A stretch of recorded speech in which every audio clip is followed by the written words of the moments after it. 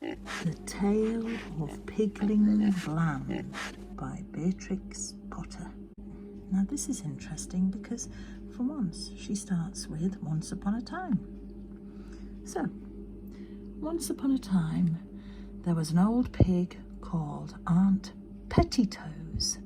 She had 8 of a family, 4 little girl pigs called Crosspatch, Suck-Suck, Yock-Yock and Spot, and 4 little boy pigs called Alexander, Pigling Bland, Chin-Chin and Stumpy. Stumpy had an accident to his tail. The 8 little pigs had very fine appetites. Yes, yes, yes, they eat, and indeed they do eat, said Aunt Petitoes, looking at her family with pride. Suddenly there were fearful squeals. Alexander had squeezed inside the hoops of the pig trough and stuck. Aunt Petitoes and I dragged him out by the hind legs. Chin-Chin was already in disgrace. It was washing day, and he had eaten a piece of soap, and presently, in a basket of clean clothes, we found another dirty little pig. Chut, chut, chut! Whatever is this? Grunted Aunt Petitoes. Now, all the pig family are pink, or pink with black spots, but this pig child was smutty black all over. When it had been popped into a tub, it proved to be Yock-Yock. I went into the garden, and there I found Crosspatch and Suck-Suck rooting up carrots. I whipped them myself and led them out by the ears. Crosspatch tried to bite me. Aunt Petitoes, you are a worthy person, but your family is not well brought up. Every one of them has been in mischief, except Spot and Pigling Bland. Yes, yes, sighed Aunt Petitoes, and they drink buckets full of milk. I shall have to get another cow. Good old little Spot shall stay at home and do the housework, but the others must go. 4 little boy pigs and 4 little girl pigs are too many altogether. Yes, yes, yes, said Aunt Petitoes. There will be more to eat without them. So Chin-Chin and Suck-Suck went away in a wheelbarrow, and Stumpy, Yock-Yock and Crosspatch rode away in a cart. I hate to think where they're going. And the other 2 little boy pigs, Pigling Bland and Alexander, went to market. We brushed their coats, we curled their tails and washed their little faces and wished them goodbye in the yard. Aunt Petitoes wiped her eyes with a large pocket handkerchief. Then she wiped Pigling Bland's nose and shed tears. Then she wiped Alexander's nose and shed tears. Then she passed the handkerchief to Spot. Aunt Petitoes sighed and grunted and addressed those little pigs as follows. Now, Pigling Bland, Sonling Bland, you must go to market. Take your brother Alexander by the hand, mind your Sunday clothes, and remember to blow your nose. Aunt Petitoes passed around the handkerchief again. Beware of traps, hen roosts, bacon and eggs. Always walk upon your hind legs. Pigling Bland, who was a sedate little pig, looked solemnly at his mother. A tear trickled down his cheek. Aunt Petitoes turned to the other. Now, son Alexander, take the hand. Wee, wee, wee, giggled Alexander. Take the hand of your brother Pigling Bland. You must go to market, mind. Wee, wee, wee, interrupted Alexander again. You put me out, said Aunt Petitoes. Observe signposts and milestones. Do not gobble herringbones. And remember, said I impressively, if you once cross the country boundary, you cannot come back. Alexander, you are not attending. Here are 2 licenses permitting 2 pigs to go to market in Lancashire. Attend, Alexander. I've had no end of trouble in getting these papers from the policeman. Pigling Bland listened gravely. Alexander was hopelessly volatile. I pinned the papers for safety inside their waistcoat pockets. Aunt Petitoes gave to each a little bundle and 8 conversation peppermints with appropriate moral sentiments in screws of paper. Then they started. Pigling Bland and Alexander trotted along steadily for a mile. At least, Pigling Bland did. Alexander made the road half as long again by skipping from side to side. He danced about and pinched his brother, singing, "This pig went to market, this pig stayed at home, this pig had a bit of meat. Let's see what they have given us for dinner." Pigling Bland and Alexander sat down and untied their bundles. Alexander gobbled up his dinner in no time. He had already eaten all his own peppermints. "Give me one of yours, please, Pigling." "But I wish to preserve them for emergencies," said Pigling Bland doubtfully. Alexander went into squeals of laughter. Then he pricked Pigling with the pin that had fastened his pig paper. And when Pigling slapped him, he dropped the pin and tried to get Pigling's pin, and the papers got mixed up.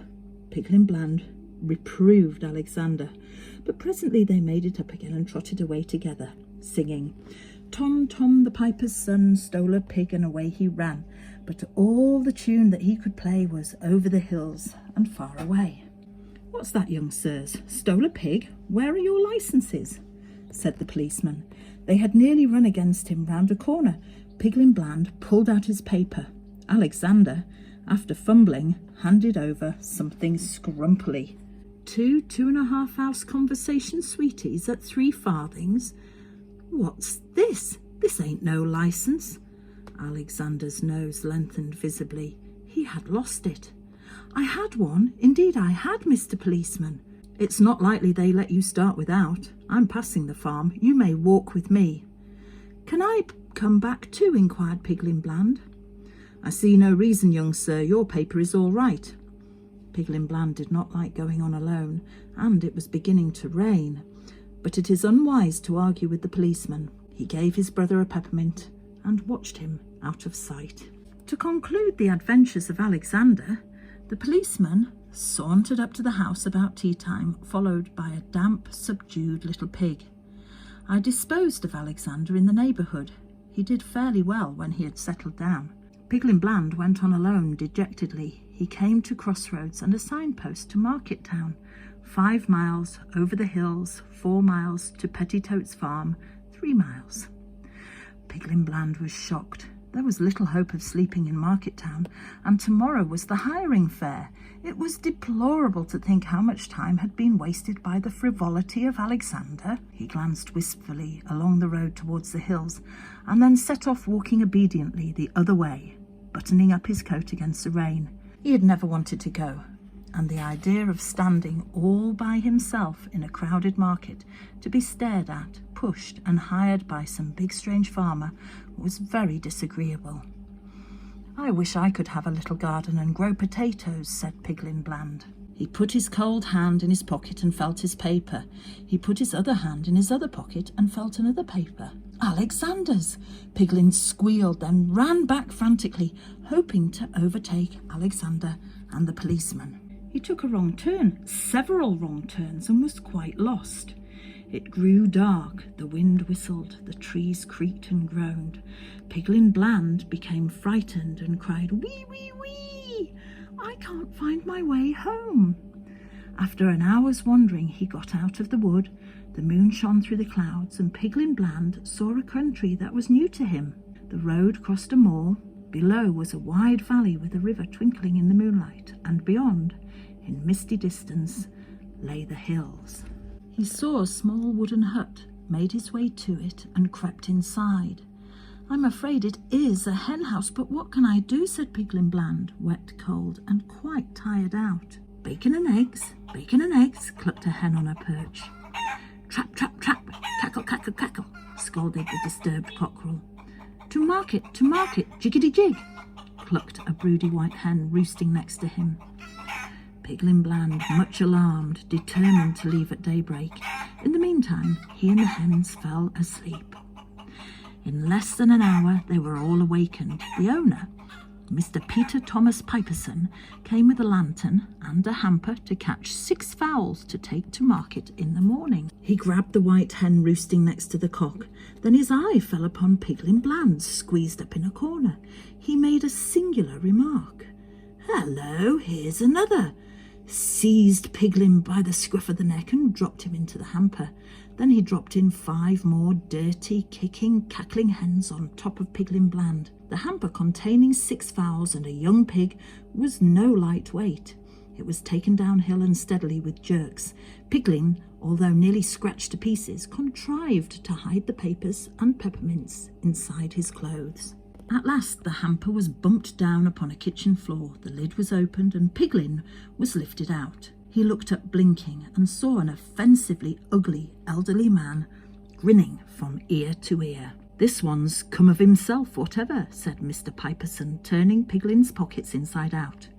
He pushed the hamper into a corner, threw a sack over it to keep the hens quiet, put a pot on the fire, and unlaced his boots.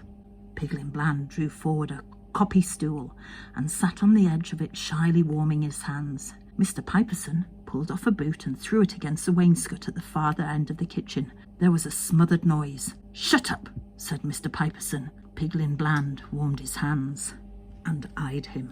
Mr. Piperson pulled off the other boot and flung it after the first. There was again a curious noise. "Be quiet, will you?" said Mr. Piperson. Pigling Bland sat on the very edge of the copy stool. Mr. Piperson fetched a meal from a chest and made porridge. It seemed to Pigling that something at the further end of the kitchen was taking a suppressed interest in the cooking, but he was too hungry to be troubled by noises. Mr. Piperson poured out 3 platefuls for himself, for Pigling, and a third. After glaring at Pigling, he put away with much scuffling and locked up. Pigling Bland ate his supper discreetly. After supper, Mr. Piperson consulted an almanac and felt Pigling's ribs. It was too late in the season for curing bacon, and he grudged his meal.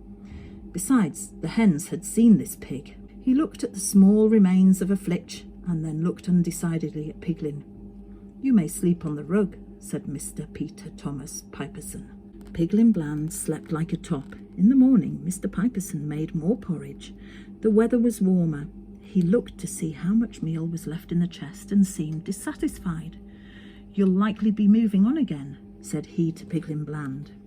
Before Pigling could reply, a neighbour, who was giving Mr. Piperson and the hens a lift, whistled from the gate. Mr. Piperson hurried out with the hamper, enjoining Pigling to shut the door behind him and not meddle with nowt, "or I'll come back and skin ye," said Mr. Piperson. It had crossed Pigling's mind that if he had asked for a lift too, he might still have been in time for market, but he distrusted Peter Thomas. After finishing breakfast at his leisure, Pigling had a look around the cottage. Everything was locked up. He found some potato peelings in a bucket in the back kitchen. Pigling ate the peel and washed up the porridge plates in the bucket. He sang while he worked. Tom with his pipe made such a noise, he called up all the girls and boys, and they all ran to hear him play over the hills and far away.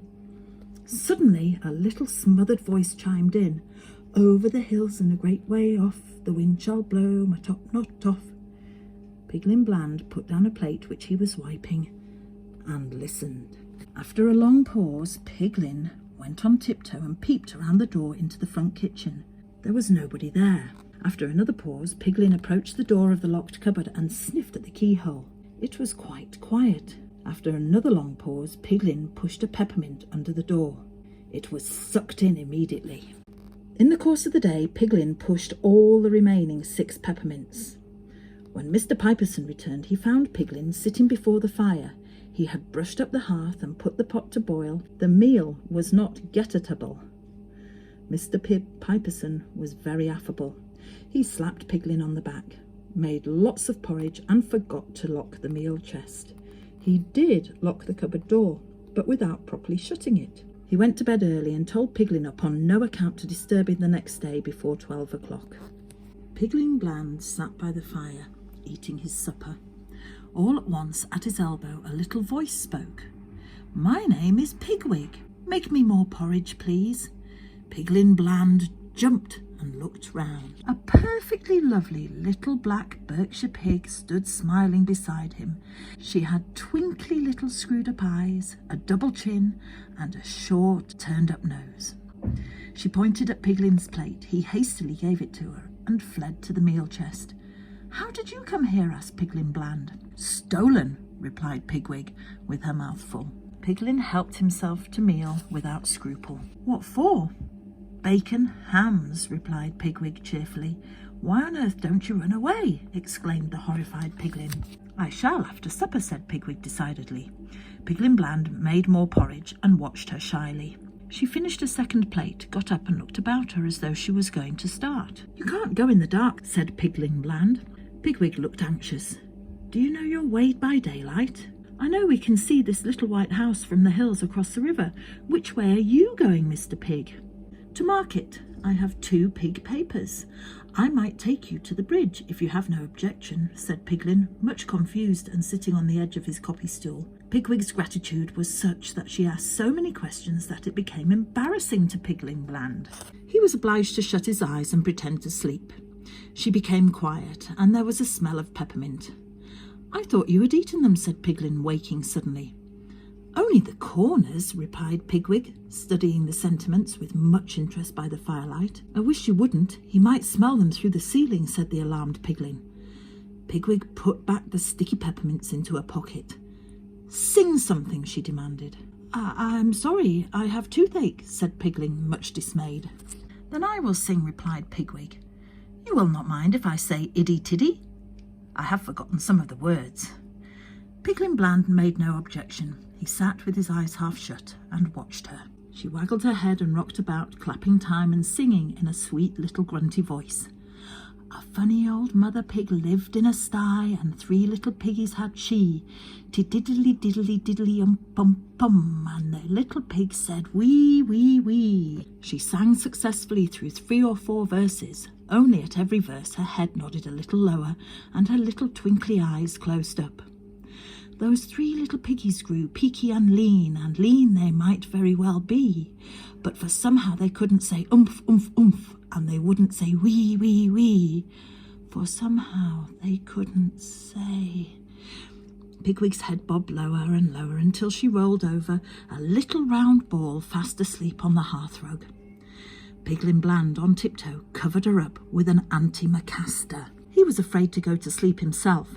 For the rest of the night he sat listening to the chirping of the crickets and to the snores of Mr. Piperson overhead. Early in the morning, between dark and daylight, Pigling tied up his little bundle and woke up Pigwig. She was excited and half frightened. "But it's dark. How can we find our way?" "The cock has crowed. We must start before the hens come out. They might shout to Mr. Piperson." Pigwig sat down again and commenced to cry. "Come away, Pigwig. We can see when we get used to it. Come, I can hear them clucking." Pigling had never said shh to a hen in his life, being peaceable. Also, he remembered the hamper. He opened the house door quietly and shut it after them. There was no garden. The neighbourhood of Mr. Piperson's was all scratched up by fowls. They slipped away hand in hand across an untidy field to the road. The sun rose while they were crossing the moor, a dazzle of light over the tops of the hills. The sunshine crept down the slopes into the peaceful green valleys where little white cottages nestled in gardens and orchards. "That's Westmoreland," said Pigwig. She dropped Pigling's hand and commenced to dance, singing, "Tom, Tom, the piper's son, stole a pig and away he ran, but all the tune that he could play was over the hills and far away. Come, Pigwig, we must get to the bridge before folks are stirring." "Why do you want to go to market, Pigling?" inquired Pigwig presently. "I don't want. I want to grow potatoes. Have a peppermint," said Pigwig. Pigling Bland refused quite crossly. "Does your poor toothy hurt?" inquired Pigwig. Pigling Bland grunted. Pigwig ate the peppermint herself and followed the opposite side of the road. "Pigwig, keep under the wall, there's a man ploughing." Pigwig crossed over. They hurried down the hill towards the county boundaries. Suddenly, Pigling stopped. He heard wheels. Slowly jogging up the road below, there came a tradesman's cart. The reins flapped on the horse's back. The grocer was reading a newspaper. "Take that peppermint out of your mouth, Pigwig. We may have to run." "Don't say one word. Leave it to me. And in sight of the bridge," said poor Pigling, nearly crying. He began to walk frightfully lame, holding Pigwig's arm. The grocer, intent upon his newspaper, might have passed them if his horse had not shied and snorted. He pulled the cart crossways and held down his whip. "Hello, where are you going to?" Pigling Bland stared at him vacantly. "Are you deaf? Are you going to market?" Pigling nodded slowly. "I thought as much. It was yesterday. Show me your licence." Pigling stared at the off hind shoe of the grocer's horse, which had picked up a stone. The grocer flicked his whip. "Papers! Pig licence!" Pigling fumbled in all his pockets and handed up the papers. The grocer read them, but seemed dissatisfied. "This here pig is a young lady. Is her name Alexander?" Pigwig opened her mouth and shut it again. Pigling coughed asthmatically.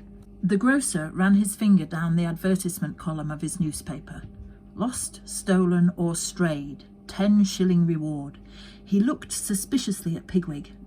Then he stood up in the trap and whistled for the ploughman. "You wait here while I drive on and speak to him," said the grocer, gathering up the reins. He knew that pigs are slippery, but surely such a very lame pig could never run. "Not yet, Pigwig, he will look back." The grocer did so. He saw the two pigs stock still in the middle of the road. Then he looked over at his horse's heels. It was lame also. The stone took some time to knock out after he got to the ploughman. "Now, Pigwig, now," said Pigling bland. Never did any pigs run as these pigs ran. They raced and squealed and pelted down the long white hill towards the bridge. Little fat Pigwig's petticoats fluttered, and her feet went pitter-patter-pitter as she bounded and jumped. They ran and they ran, and they ran down the hill and across a short cut on level green turf at the bottom, between pebble beds and rushes. They came to the river, they came to the bridge. They crossed it, hand in hand. Then over the hills and far away she danced with Pigling bland. The end.